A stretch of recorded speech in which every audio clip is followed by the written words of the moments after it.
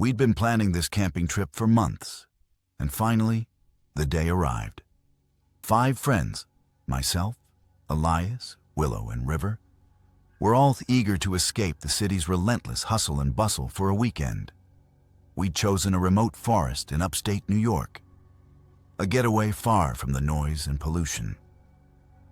This forest was renowned for its dense woods, challenging hiking trails, and abundant wildlife. The perfect place to unwind and reconnect with nature. After weeks of anticipation, we loaded 2 cars with camping gear, food, and all the essentials for a wilderness weekend. Tents, sleeping bags, portable stoves, and of course, plenty of snacks filled the vehicles. It was a long drive from the city, and we wanted to ensure we had everything we needed. The drive was filled with excitement. Elias led the way in the first car, his classic road trip playlist setting the journey's tone. Willow and River, singing along to every song, were with him. I followed in the second car, discussing the hikes we planned and the photographs we hoped to capture. The scenery gradually changed as we left the city behind. Buildings gave way to open fields and rolling hills. Closer to our destination, the roads narrowed and became less traveled. We passed through a small town, its main street lined with quaint shops and old houses. A place where everyone likely knew everyone else, a stark contrast to the city's anonymity. We stopped for a few minutes to stretch our legs and grab some last-minute supplies. The shopkeeper gave us a friendly wave as we left, wishing us a good time on our adventure. We turned off the main road onto a dirt track winding through the forest. According to the map, our campsite was a few miles in, far enough to feel secluded, but not so far that we couldn't easily return to civilization if needed. The forest was dense on either side of the road, a thick canopy of trees filtering the sunlight and casting dappled shadows on the ground. Finally, we arrived at the clearing that would be our home for the next few days. It was a beautiful spot, surrounded by tall pine trees and overlooking a small lake. We parked the cars and stepped out, taking a moment to appreciate the serenity. The air was fresh and clean, filled with the scent of pine and damp earth, a welcome change from the city's smog and exhaust fumes. We unloaded the cars and began setting up camp. Elias took charge of pitching the tents while Willow and River sorted out the food supplies. I grabbed my camera, eager to document our adventure. Despite the effort, everyone was in high spirits, laughing and joking as we worked. Once the camp was set up, we relaxed and enjoyed our surroundings. The lake was calm, its surface a mirror reflecting the sky and trees. A family of ducks swam by, leaving ripples in their wake. It was a picture-perfect scene. And for a moment, all the stress and worries of daily life seemed a million miles away. We set up our tents in a circle around a cleared area for the campfire. Each tent was angled so the entrance faced the center, making communication easier. Logs were arranged around the fire pit to serve as seats. We double-checked our sleeping arrangements, ensuring everyone had a sleeping bag and pillow. Content that our camp was well organized, we decided it was time to explore the surrounding forest. Grabbing our hiking gear, we set out on a narrow trail leading deeper into the woods. The forest teemed with life. Birds chirped from the treetops, and we heard the occasional rustle of small animals in the underbrush. Sunlight filtered through the canopy, casting dappled shadows on the forest floor. The air was cool but comfortable, filled with the scent of pine and damp earth. As we walked, Willow pointed out a cluster of wildflowers growing near the base of a tree. Their bright colors stood out against the green backdrop, and River took a moment to snap some photos. Elias, meanwhile, identified different types of trees and plants, sharing interesting facts with us. We continued deeper into the forest, the path winding through varying landscapes. At one point, the trail led us beside a trickling stream. The water was clear, smooth stones lining the bottom. We paused, enjoying the soothing sound of the water flowing over rocks. Some of us even refilled our water bottles from the stream, using portable filters to ensure the water was safe to drink. Further on, the trail opened up to a small clearing. The ground was covered in soft grass, and a few large rocks provided natural seating. We rested and had a small snack. We talked about how peaceful it was, far removed from the noise and distractions of city life. After our break, we continued our exploration. The trail became steeper, indicating higher ground. The trees here were taller and older, their trunks thick and gnarled. The atmosphere was quieter, more serene. We all felt it, a sense of awe and respect for the natural world. As we navigated a particularly dense part of the forest, I noticed something unusual off to the side of the trail. An old, unmarked grave, nearly hidden by overgrown bushes and fallen leaves. The grave was simple, marked only by a mound of earth and a crude circle of stones. "Hey guys, come look at this," I called out, stepping carefully toward the grave. My friends gathered around, their expressions shifting from curiosity to concern as they realized what I'd found. "Whoa, that's creepy," Elias said, breaking the silence. "Yeah, it is," Willow replied, arms crossed, a puzzled look on her face. "Should we stay here? I don't know, guys. This gives me the creeps," River confessed, visibly uncomfortable. Finn, who had been quiet so far, finally spoke. "Look, we've planned this trip for weeks.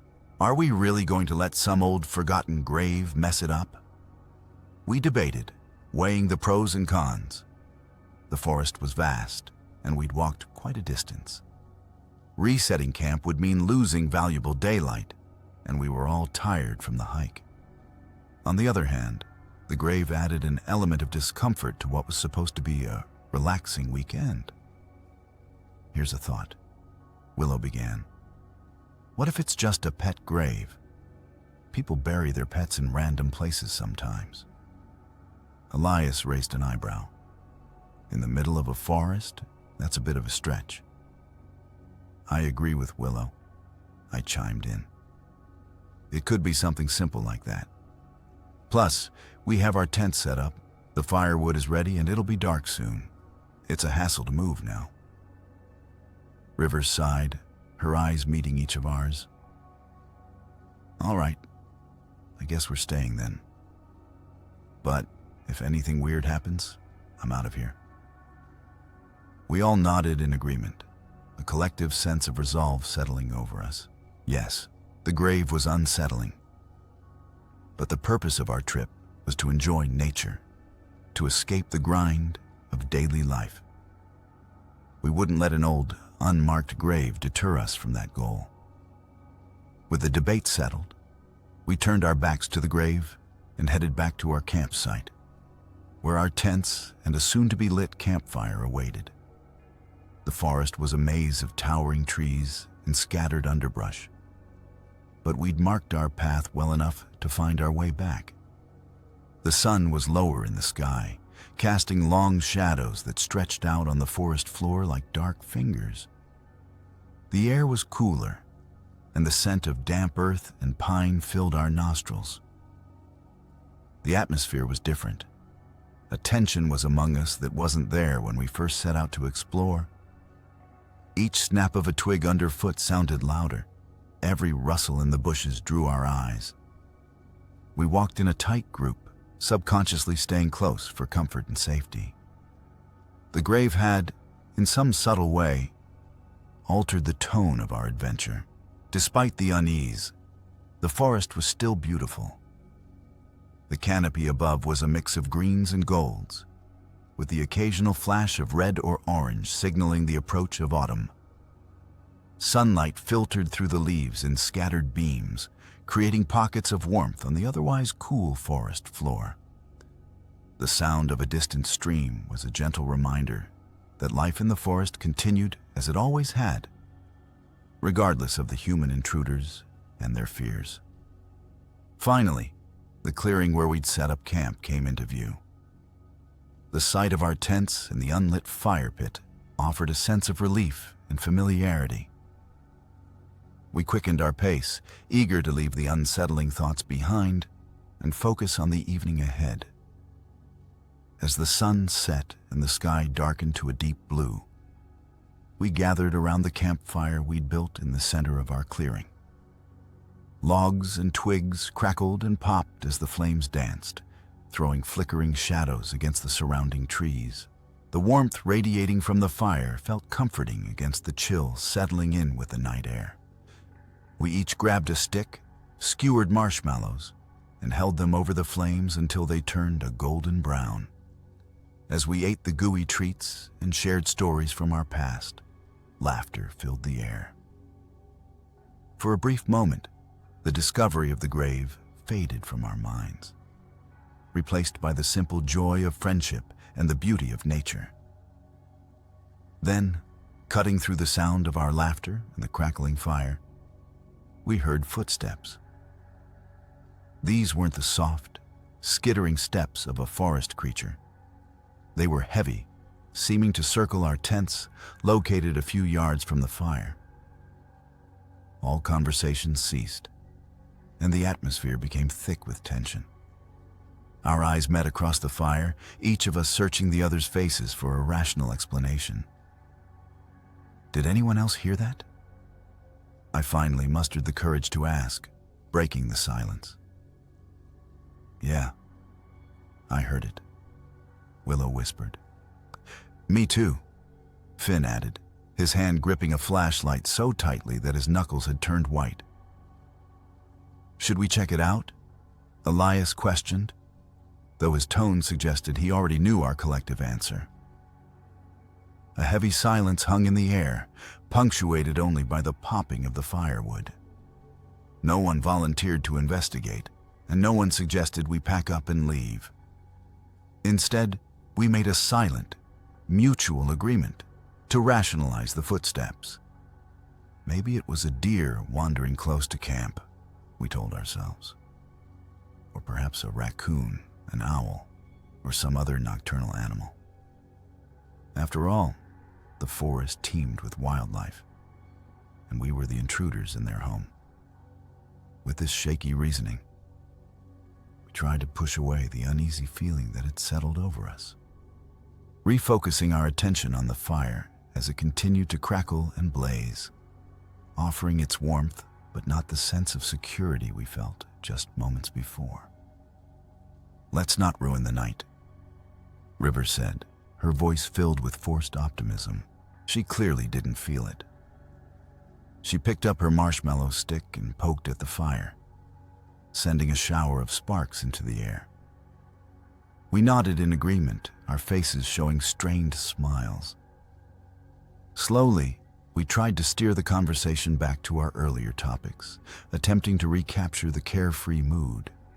But the atmosphere was different now. Our laughter, when it came, was more hesitant, less robust. Eyes frequently darted to the circle of darkness beyond the firelight, as if expecting some form of answer to materialize from the shadows. All right, I'm beat. I'm going to bed, Finn announced, his voice cutting through the lingering tension. He stood up, stretched, and walked toward his tent without waiting for any responses. Yeah, me too, Willow added, also rising from her seat. Call it a night. There was a collective murmur of agreement, and we all pitched in to douse the fire. The embers hissed as we poured water over them, sending up a plume of steam that briefly obscured our view of each other. Heading to our respective tents, I unzipped mine and crawled inside. I lay down on my sleeping bag, which felt both soft and unyielding at the same time. I zipped the tent back up, enclosing myself in a fabric cocoon. The darkness inside was total, a thick black that seemed to absorb sound as well as light. Despite the silence, every so often I thought I heard the faint sound of footsteps, those same heavy, deliberate steps echoing in the distance. I tried to dismiss them as products of my overactive imagination, but sleep proved elusive. My mind was a swirl of conflicting emotions. The excitement of being out in nature competed with a nagging sense of unease that refused to dissipate. I reminded myself that the primary aim of this trip was to enjoy the wilderness, to escape the confines of everyday life. But as I finally closed my eyes, attempting to will myself to sleep, my thoughts kept drifting back to the grave we discovered and the footsteps that seemed to circle our camp. With these unsettling thoughts as my last conscious awareness, I eventually succumbed to a fitful, restless sleep. I woke up to the sound of birds chirping their morning songs, piercing through the fabric of my tent. Rubbing my eyes, I unzipped the tent and stepped out into the clearing. The sun was already up, casting its warm glow over our campsite. I stretched, still feeling the weight of the restless sleep from last night. "Morning," Willow called out from her tent. "How'd you sleep?" "Could have been better," I replied. "Same," she said, emerging from her tent. Those footsteps kept me awake for a while. Finn, Elias, and River were also stirring, unzipping their tents and stepping into the morning light. Finn decided to go for a morning walk, saying he needed to clear his head. We all nodded, understanding the sentiment. About half an hour later, Finn returned, his face pale and his eyes wide. "Guys, you won't believe what I saw," he started. "There are fresh flowers on that grave." "What?" River exclaimed. "But there aren't even any flowers around here." "I know," Finn said. "That's why it's freaking me out." We gathered around, suddenly alert and uneasy. "Should we pack up and leave?" Elias suggested. "This is getting too weird." Willow looked uncertain. "I don't know. It could be someone messing with us, like another group of campers." "But we haven't seen any other campers," I pointed out. "And this place is pretty remote." "Let's not jump to conclusions," River interjected. "It's strange. But maybe it's just a coincidence." We debated for a while, going back and forth on whether to stay or go. The atmosphere was heavy with tension. Ultimately, we decided to stay another night. Maybe it was stubbornness. Maybe it was the reluctance to admit we were genuinely scared. But we chalked it up to a weird coincidence, or perhaps a prank. With the decision made, we tried to salvage the day. "Let's go hiking," Willow suggested. "We could use the distraction." We agreed and set out on a trail that led deeper into the forest. Normally, hiking was a calming activity, one that allowed us to connect with nature and each other. But today was different. Each snap of a twig made us jump, and every rustle in the bushes drew anxious glances. We were all on edge, second-guessing sounds and shadows. Despite this, we made it to a beautiful overlook, snapped some photos, and headed back to camp. After hiking, we decided to try some fishing at a nearby stream. The water was clear, and we could see fish swimming near the bank. No one spoke much. We were all lost in our thoughts, continually glancing back towards the trail that led to our campsite. As evening approached, we headed back, our fishing buckets mostly empty, but not entirely so. The day had been long, filled with attempts to enjoy the wilderness while constantly looking over our shoulders. Yet nothing out of the ordinary happened for the rest of the day. "Guess we made it through," Finn said as we started building the evening fire. "Yeah, Maybe we were just overthinking things, Willow added, trying to sound optimistic. As the sky darkened, we ignited the campfire for our second night in the wilderness. The logs caught quickly, and soon enough, a stable blaze stood before us. Though the fire provided physical warmth, it did little to relieve the tension that had settled over our group. We sat closely around the fire, as if its light could serve as a barrier against not just the cold, but also the unknown elements that had us on edge. That was a good hike today, wasn't it? Willow's voice cut through the tension, an obvious attempt to inject some enthusiasm into the atmosphere. She poked at the fire with a stick, sending a shower of sparks into the air. Yeah, the view was amazing, Elias agreed, nodding as he spoke. However, his eyes betrayed his words as they kept darting past the circle of firelight into the surrounding darkness. It was clear he wasn't fully invested in the conversation. Part of his attention was elsewhere. We all made an effort to engage in the conversation, forcing smiles and contributing to the dialogue. We shared stories of past hikes, commented on the beauty of the forest, and even managed to laugh at jokes. Yet, despite these attempts, it was evident that each of us was also on high alert, ears finely tuned for any sound that might confirm our growing fears. Then, the sound of footsteps invaded our circle. Footsteps unlike those made by forest animals. These were heavy, almost deliberate, as if something or someone was circling our camp. What's more disturbing was that this time the footsteps were accompanied by whispers. The voices were low and indistinct, almost drowned out by the crackling of the fire and the rustle of the wind through the trees. But what chilled us to the core was that they seemed to emanate from multiple directions, creating an eerie surround sound effect. Did you guys hear that? River's voice quivered as she spoke. Yes, I said, gripping the arms of my camp chair. I heard it too. We can't just sit here, Finn interjected. I'm going to check it out. Are you sure? Willow asked, concern etched on her face. I have to, Finn replied, grabbing a flashlight. He turned it on, the beam cutting through the darkness, and stepped beyond the circle of firelight. The moment Finn stepped beyond the safety of the firelit camp, the cacophony of footsteps and whispers that filled the air just seconds before came to an abrupt halt. It was as if the forest itself sensed his departure and held its breath, plunging us into an unsettling silence. Finn's flashlight swung from left to right, its beam cutting through the inky darkness, probing the depths of the forest for any sign of movement or life. He took cautious steps, but there was nothing. No sound, no movement, just the oppressive silence that seemed to mock his act of courage.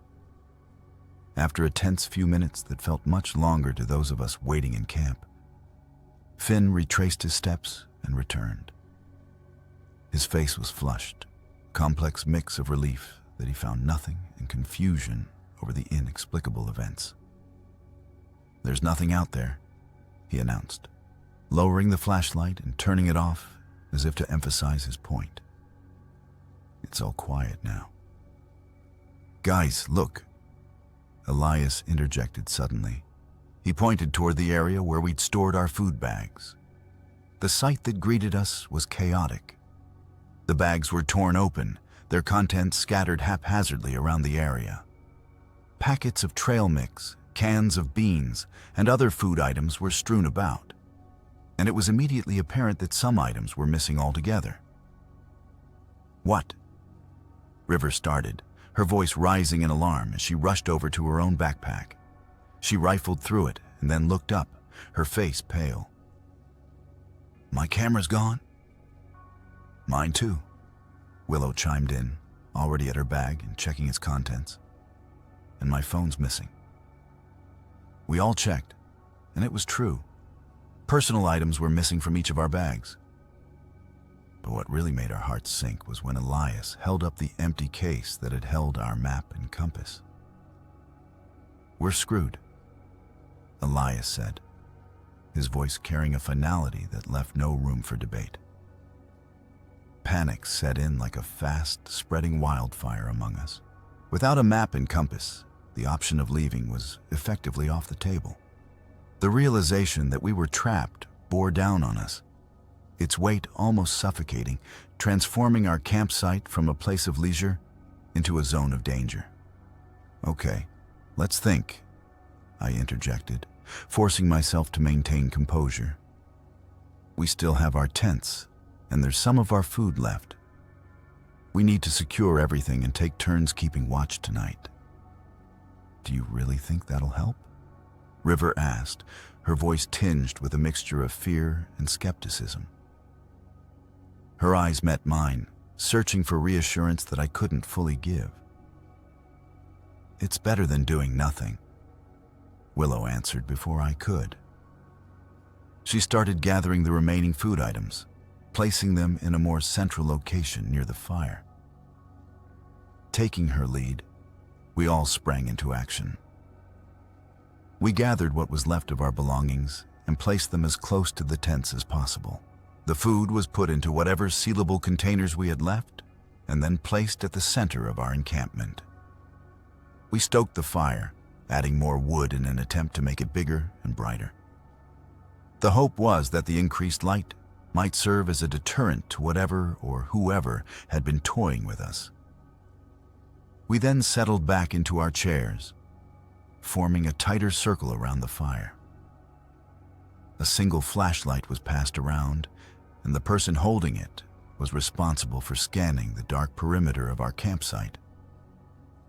As I sat there, gripping the flashlight and staring into the dancing flames, I was consumed by a feeling I couldn't shake off, that we were not alone. As the night progressed, the atmosphere in our camp remained thick with tension. Each of us took a turn holding the flashlight, sweeping its beam around the perimeter of our site. Minutes stretched into hours, yet the forest remained eerily quiet. The absence of the disturbing sounds from earlier somehow amplified our anxiety. When it was my turn with the flashlight, I gripped it tightly, my thumb hovering over the button to switch it on at the slightest provocation. But nothing happened. Eventually, fatigue started to take its toll. Despite the tension and fear, our eyes grew heavy. Willow was the first to suggest it. "Maybe one of us should try to get some sleep while the others keep watch," she said. We all nodded, understanding that we'd be of no use to each other if we were all exhausted. So we developed a watch schedule. 2 people would stay awake while the others tried to rest. Elias and River took the first watch. I crawled into my tent, but sleep was elusive. I lay there staring at the ceiling of the tent, my mind racing with thoughts and scenarios of what could happen next. Just as I felt myself starting to drift off, a soft noise outside the tent jolted me back to full alertness. It was a rustling sound, like leaves being disturbed. I held my breath, straining to hear more, but the sound didn't repeat itself. Morning finally arrived, bringing with it a sense of relief that we'd made it through the night. The first rays of sunlight filtered through the trees, casting dappled shadows on our campsite. As we emerged from our tents, we checked our belongings again. Miraculously, nothing additional seemed to be missing. "Why don't we set up a camera facing the grave?" Elias suggested, his voice cutting through the crackling sounds of the breakfast fire. He poked at the burning logs with a stick, sending a few sparks into the morning air. "If it's just some person messing with us, we'll catch them on video." "That's actually not a bad idea," Willow agreed, her posture visibly perking up at the thought of a proactive approach. She set down her cup of instant coffee and looked at us. "Do we even have a camera left?" River interjected. "My phone has a decent camera, and it's still here," I offered, pulling the device out of my pocket to show everyone. We set it up to record through the night. As we went about securing the camp and setting up the camera, every little noise sent a jolt through our nerves. The rustling of leaves in the wind, the distant call of a bird, even the crunch of our own footsteps on the forest floor. Each sound seemed to reverberate with menacing intent. Shadows cast by the overhead canopy, once mere playthings of the light, now took on ominous forms that danced at the edges of our vision. Time itself seemed to be in on the act, each hour stretching interminably, as if prolonging our state of anxious anticipation. Conversations were sparse, filled more with nervous glances and forced smiles than any meaningful exchange. We ate our meals quickly, cleaned up with mechanical efficiency, and then found ourselves back where we started, sitting around the fire, awaiting the nightfall that we both dreaded and desired, in hopes that the camera would bring answers. As the sky transitioned from the soft hues of twilight to the dark expanse of night, we found ourselves once again seated around the fire. Each one of us showed visible signs of fatigue accumulated over the past few nights. Unlike previous evenings, there was no energy left for storytelling or any form of light banter to distract us from the situation at hand. Instead, we huddled closer to the fire than ever before. It wasn't just the dropping temperature we sought to escape. It was the need for a sense of collective security that drew us near the flames. The firelight cast flickering patterns on our faces, emphasizing the anxious expressions that had become our default setting. "We'll check the footage in the morning," Elias finally said, breaking the heavy silence that had enveloped us. His voice lacked its usual confidence, sounding almost like he was trying to reassure himself more than any of us. "We'll have our answers then." When morning light finally filtered through the trees, signaling the end of another tension-filled night, we wasted no time. We rushed to the spot where we had carefully positioned the camera. Our hearts sank as we arrived. It was gone. For a moment, we all stood there in silence, feeling a mix of disappointment and rising dread. We turned back toward our campsite. The walk back was noticeably quieter than any journey we'd taken in these woods before. Each of us was lost in our thoughts. No one spoke. The air was thick with a tension that words seemed incapable of piercing. As we re-entered the clearing where our tents and the remnants of the fire were located, the sight that greeted us was both familiar and alien. It was the same campsite, the same arrangement of tents, and the same smoldering fire pit in the middle. Yet everything seemed to take on a different meaning now. These were no longer mere camping supplies. They were the only barriers between us and the growing unknown that surrounded us. Upon arrival, we went about the necessary but now joyless tasks of tending to the camp. Some of us stoked the dying fire while others checked the integrity of the tents and our remaining supplies. The actions were mechanical, each task performed with a sort of grim efficiency. There was no discussion about what to have for breakfast or what trail to hike today. Those concerns were trivial now, replaced by more pressing issues that none of us knew how to address. Finally, we all took our seats around the rekindled fire. It was still morning, but the flame served less as a source of warmth and more as a psychological comfort. We looked at each other, making eye contact that asked questions we were afraid to voice. Our faces, lit by the flickering flames, showed the wear and stress of the past few days. After a few moments of sitting in silence, Willow finally stood up. We need to do something. Anything to keep our minds occupied, she said. Elias nodded in agreement, and so we decided to gather more firewood. Though the task was simple, it served as a momentary distraction and gave us a shared purpose. We broke into smaller groups, each armed with a backpack and the intent to collect as much dry wood as possible. The forest was dense, and the task was time-consuming, but it kept us focused and tempered the anxiety, at least for a little while. By mid-afternoon, we'd amassed a considerable pile of firewood near the campsite. The physical exertion had left us tired, but also slightly relieved.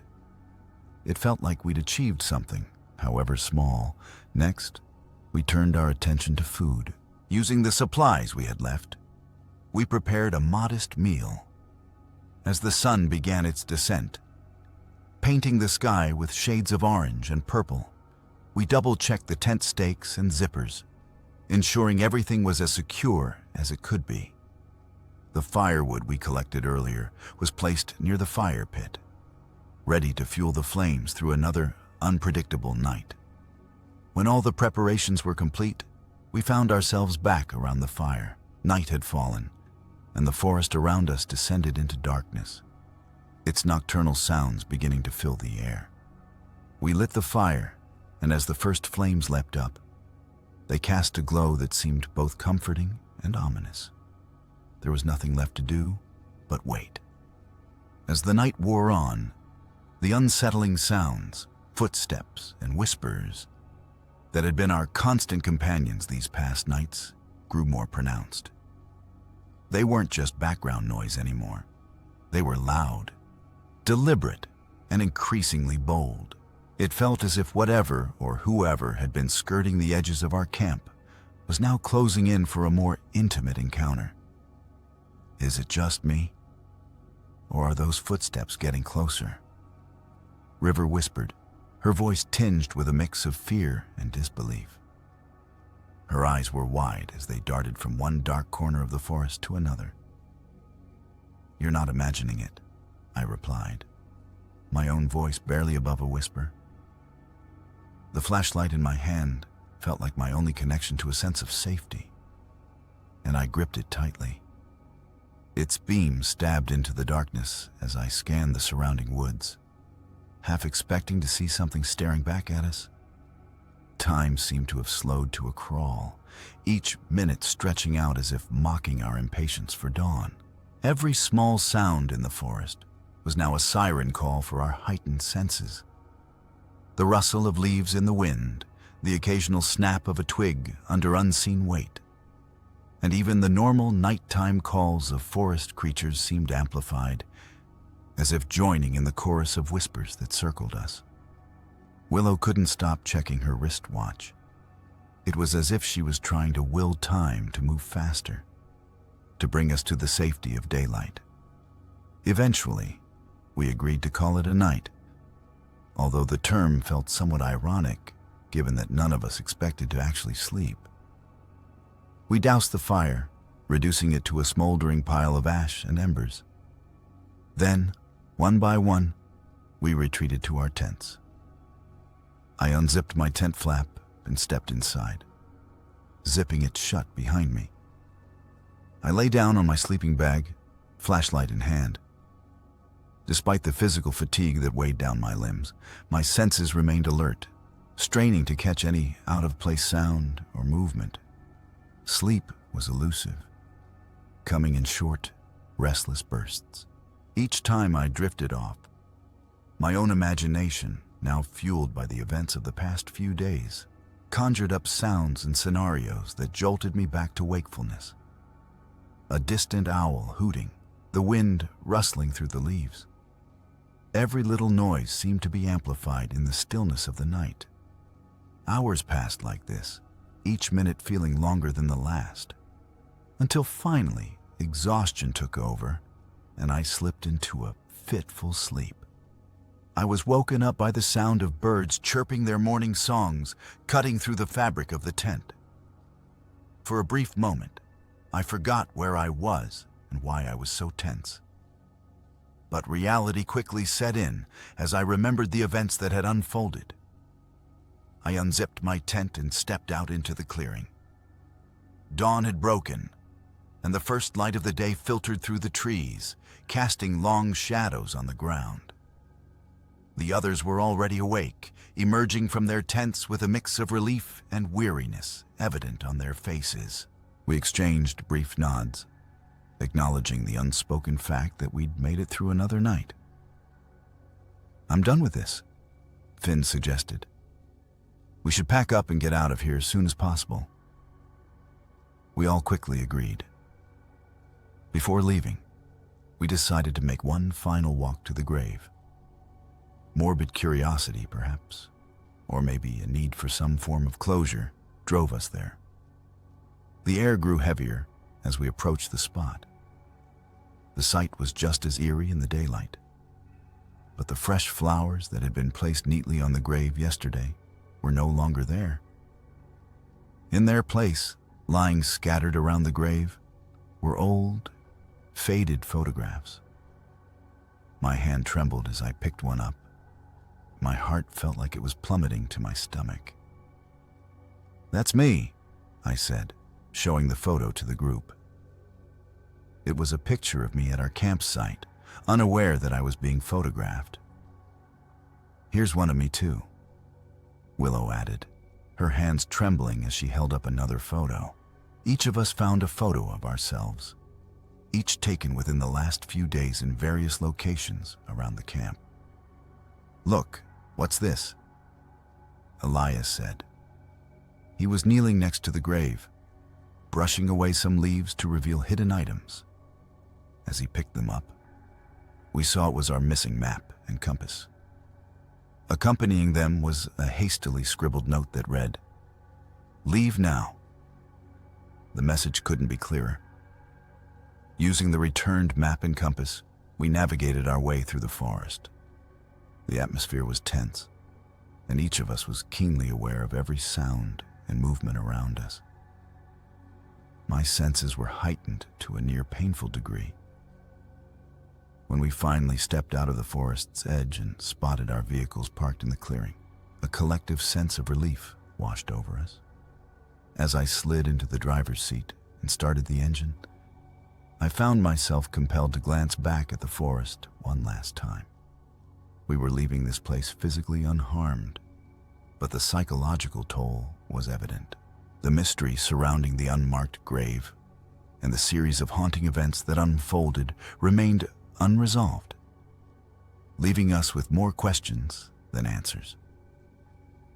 As the car gained speed and the forest receded in the rearview mirror, the weight of the past few days began to truly sink in.